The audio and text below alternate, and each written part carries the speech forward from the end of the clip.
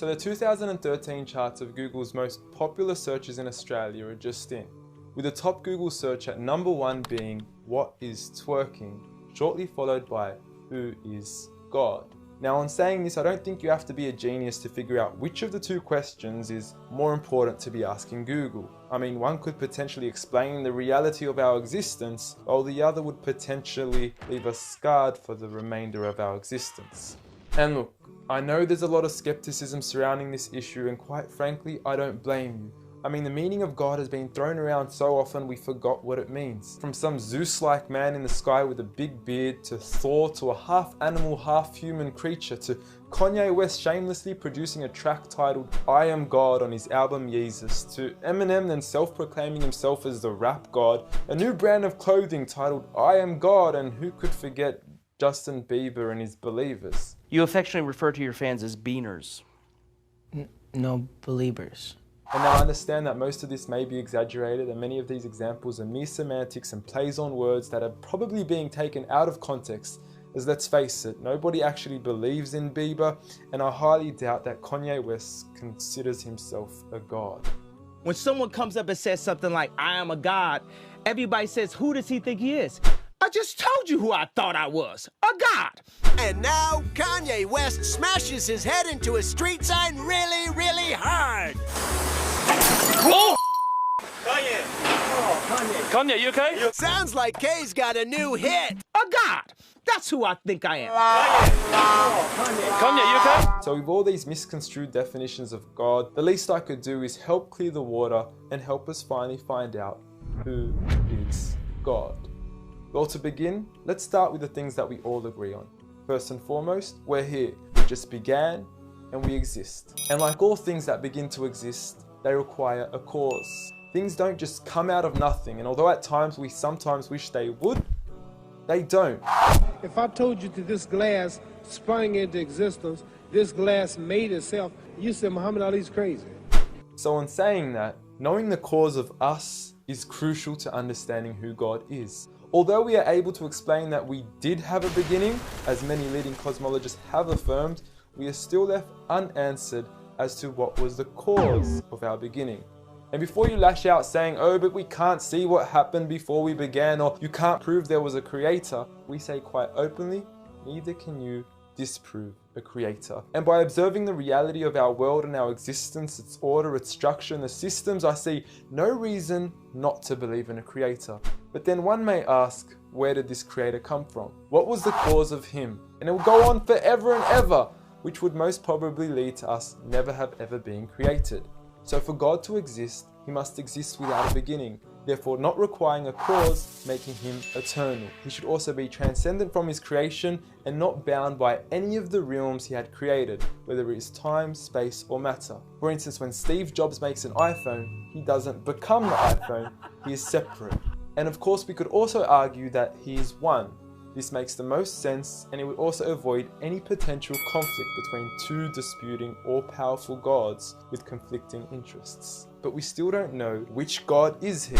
Are you Zeus? Are you Thor? Are you Yahweh? Well, if you agree with everything I've said up until now, you will realize that each of these gods don't fit into our established criteria of who God is. They are all created beings, they are not eternal, they have not created anything, they are dependent, and they require sleep, rest, oxygen, and food. So who is the one and only true God?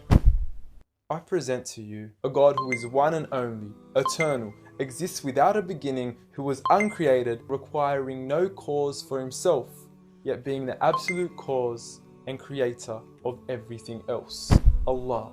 A simple definition of God that is logical and rational. There is nothing like him, no man, no creature, nothing imaginable. He is the one who is perfect, although I don't like using the word perfect because our understanding of perfection would never encompass his true essence. He is in control of everything, whereby nothing can harm us unless he wills it. He is the all-knowing, the all-hearing, and unlike our friend Kanye, he is the all-seeing. Many of us would then argue that although these verses do provide a logical and sound concept of God, how do we know that these words are indeed the words of God? Well, first and foremost, the Quran isn't just any book. It was revealed over 1400 years ago as direct revelation from God to the final prophet Muhammad, peace be upon him, and was sent as the most eloquent piece of literature to before mankind.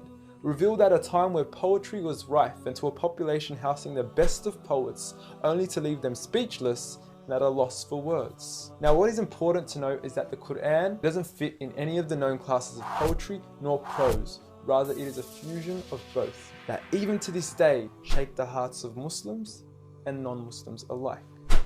It's almost trance-like. I mean, you can hear it's very euphonic. I mean, there's a lot of internal rhyme and end rhyme, and the rhythm is not predictable, and it's beautiful. Even to this day, the Quran remains incomparable and stuns humanity with its accurate references to science and history, from accurate descriptions of the human embryo to historically accurate references to the different rulers in the different Egyptian dynasties. And no matter how many times people will try to discredit the Quran on its authenticity, it remains standing. Will you please, at the very next science lesson, get some salt water, get some fresh water, and mix them and see what happens? The Quran says 2 seas, not 2 cups of water. And to those that doubt it is from God, the challenge is simple. Bring forth something that can compare. And now, although this challenge has been attempted multiple times throughout the past, history has witnessed that no man has been able to rival the Quran. But does this challenge still apply today? Well, we could surely put it to the test, and who better to choose than the self-proclaimed rap god. Call yourself the rap god. Eminem, dubbed the best of his time, being incomparable with anyone in his league. The last thing the world needs is another me. Now, if we compare the works of Allah with the works of Eminem, we are left with this. Stickety gibbity hippity hip hop, rappity rap, packing a mac in the back of the act, pack back rap yak yakety yak yak at the exact same time I attempt his lyrical acrobat stunts. Look, content-wise, I don't know. However, we can't deny that lyrically he is impressive. He has rhythm, rhyme, style, alliteration, and assonance. A short video online even indicates that in one of his songs he almost made every second to third word rhyme. But how does he compare with the Quran's smallest chapter of 3 verses, Surah Al-Kawthar? Now, in just 10 words, Allah is able to use over 30 linguistic and rhetorical devices, including emphasis, multiple meaning, grammatical shift, word order and arrangement, ellipsis, conceptual relatedness, intensification, choice of words, repetition, intimacy, exaggeration, and prophecy, along with many, many more. What's also important to note is that the linguistic devices in the Quran aren't just thrown about randomly. For instance, Allah would use palindromes strategically to describe the terms glorify your Lord and the orbiting of planets, as though both processes are occurring continuously, non-stop, one after the other. The shortest chapter in the Quran also contains a rhetorical device that no one can compete against nor replicate: prophecy. At the end of the first verse, Allah promises Muhammad, peace be upon him, that he would be given abundant good at a time when he was at one of the lowest points of his life, with a small amount of followers and low social status. He had even just lost his son, and his enemies were taunting him with cut-off lineage and progeny, yet Allah was promising him abundant good at this time. Such was the prophecy of the Quran, and we certainly indeed see its fulfillment today. With the Quran being the most recited, memorized and practiced book across the entire world, with over 1.6 billion followers today from all walks of life.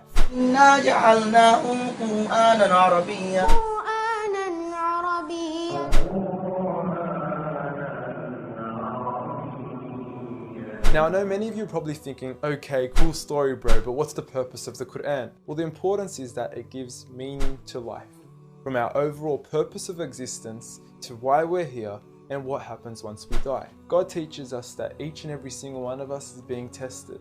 We weren't created for mere play, we were created with a purpose, and that is to be obedient to God and His rules. Those who believe, there is reward, and those that don't and are arrogant, there is a punishment.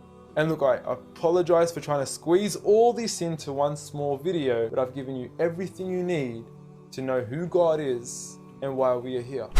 So read.